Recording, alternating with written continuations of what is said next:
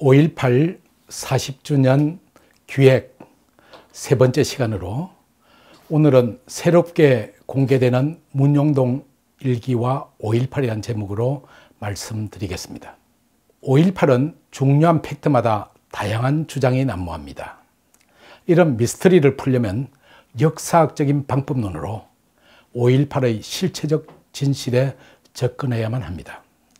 저는 그 결과 광주 그날의 진실이라고 하는 단행본을 출간한 데 이어 이번 월간조선 5호로에 또 하나의 5.18과 문용동 일기를 게재한 바가 있습니다.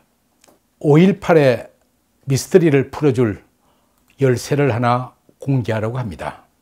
바로 문용동 일기입니다.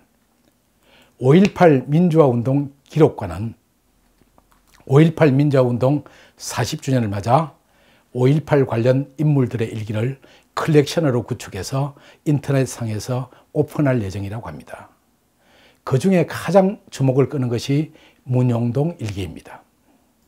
이번에 공개되는 부분은 1979년 9월 11일부터 1980년 5월 22일까지의 일기 30편이지만 원래 문용동 일기는 문용동이 중학교 3학년이던 1969년부터 1980년 5월까지 장장 11년간에 걸친 기록입니다.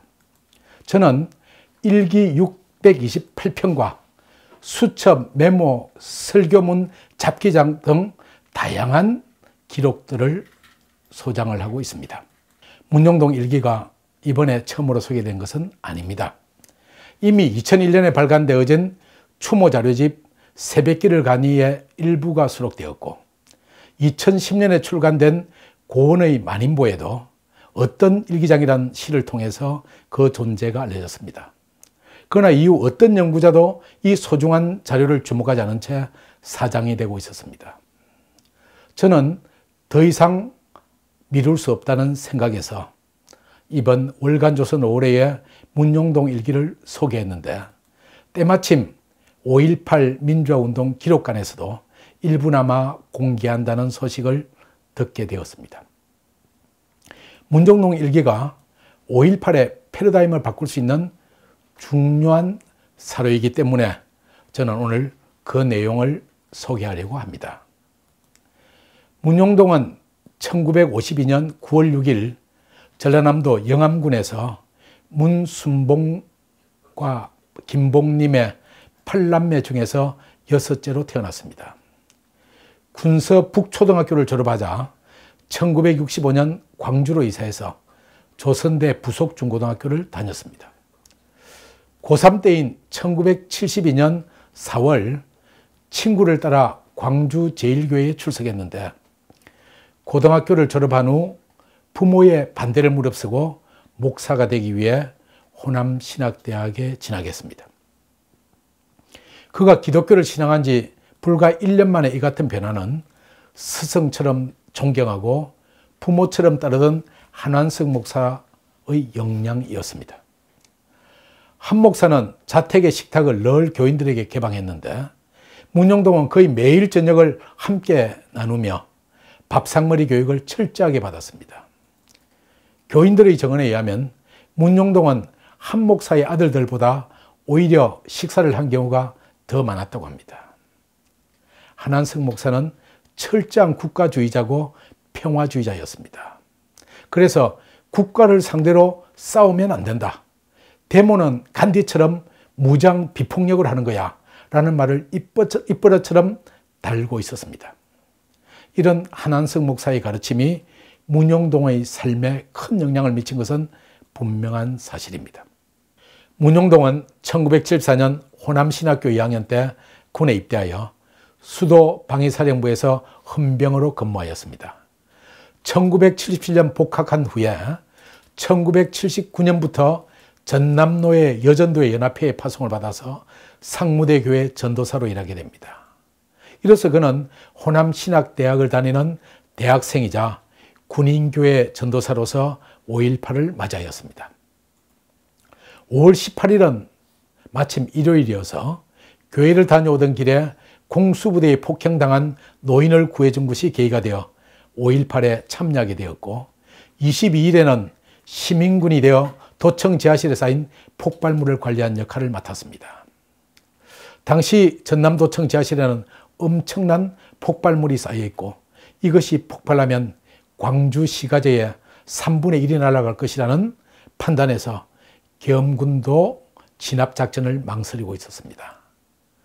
그렇지만 대치 상황이 길어지면서 신군부는 25일 이후에는 언제든지 도청 진입을 강행하는 상무 충정작전을 구체화하고 있었고 이에 맞서 시민군을 지휘한 강경파 지도부는 결사항전과 폭발물 폭발을 공언한 상태로 대치하는 일촉즉발의 상황이 되었습니다. 이때 광주 시민의 생명과 재산을 지키기 위해 전남북 계엄본부인 정교사를 비밀리에 방문하여 폭탄을 제거하도록 도움을 청하고 성사시킨 사람이 바로 문용동이었습니다.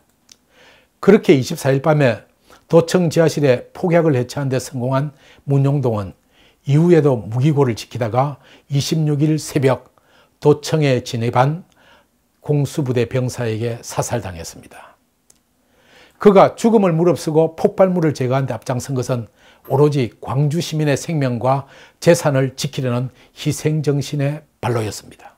그럼에도 불구하고 문용동이 죽은 후에 군에서는 그를 군의 공작요원으로 매도하여 전공을 조작하는 데 이용하였고 이런 사실을 모르던 지역사회에서는 군의 프락치로 오해한 탓에 문용동은 오랜 시간 동안 누명을 쓰고 배신자란 편견에 시달렸습니다.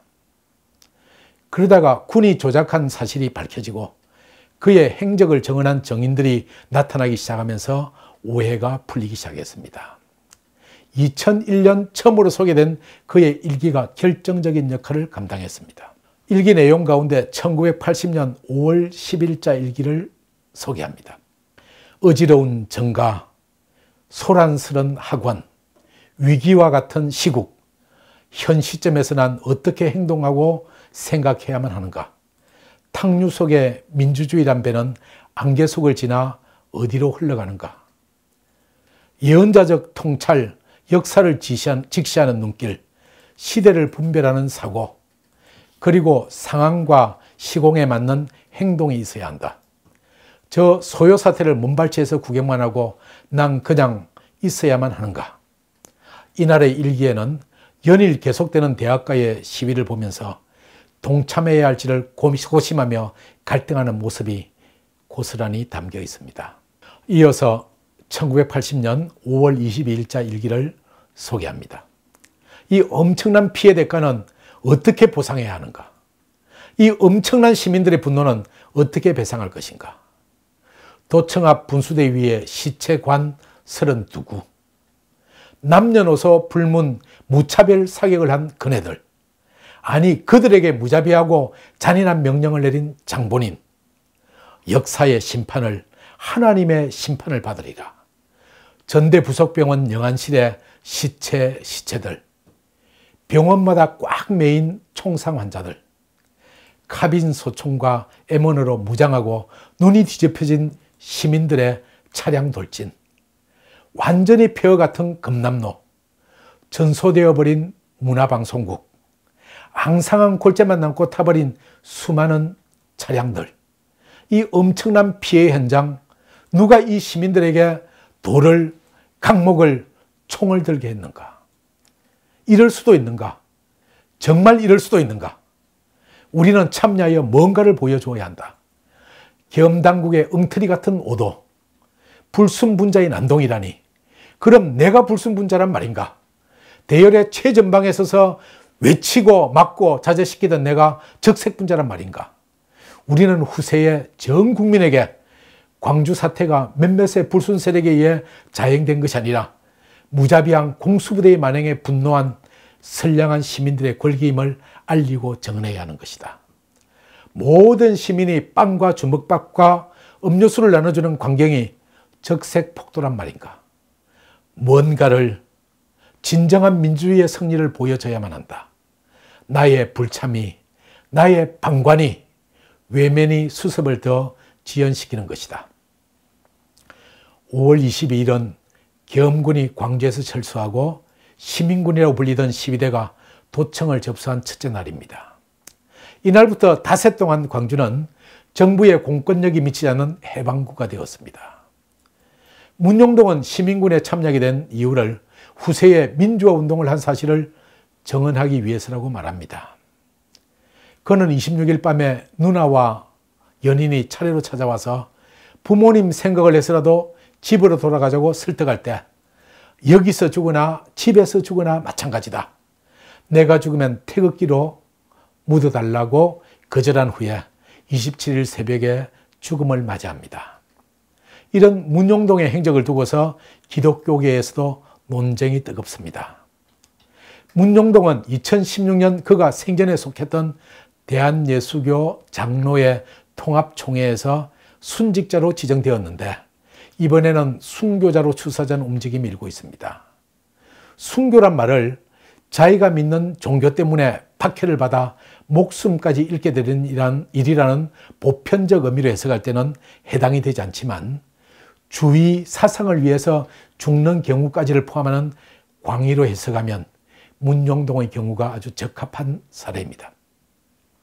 그러나 정작 문용동의 종교석을 객관적이고 사실적으로 묘사한 것은 불교 성녀였다가 환속한 고원 시인이 만인보에 남긴 문용동과 관련한 4편의 시였습니다. 그 중에서 문용동이란 제목의 시를 소개합니다.